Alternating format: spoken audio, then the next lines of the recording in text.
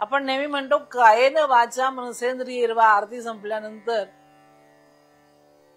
जे भजन म्हटलं जातं त्याच्यामध्ये कायेन वाचा मनसेंद्रियर्वा बुद्ध्यात्मना वा प्रकृती स्वभावात करोमि. आता इथे सगळे जण चुकीनी यज्ञम असा शब्द म्हणतात. करोमि यज्ञम सकलम परस्मै नारायणायती समर्पयामि. इथे यज्ञाचा काय संबंध आहे? काहीच नाही. पण अगदी वरपासून खालपर्यंत टीव्ही पासून सर्वसामान्य माणसापर्यंत सगळेजण तेच म्हणतात. आणि एकदा टीव्हीनी चुकीचं पसरवलं की ते सगळेच तेच वापरतात.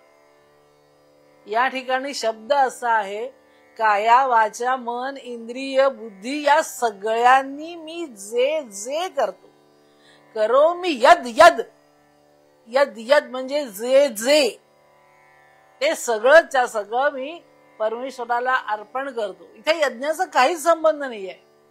पण अर्थ न कळल्यामुळे आम्ही चुकीचं म्हणत जातो आणि तसंच चुकीचं करत राहतो. आरती म्हणताना कितीतरी शब्द चुकीचे म्हटले जातात.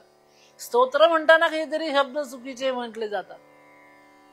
याचं कारण आपण अर्थ नीट समजून घेत नाही आणि त्यामुळे चुकीचं म्हणतो. चुकीचं म्हटलं की अर्थातच त्याचा परिणामही चुकीचा होणार. त्यामुळे आपण जे बोलतो आपण जे म्हणतो त्या प्रत्येक गोष्टीचा अर्थ नीट समजून घेतला पाहिजे.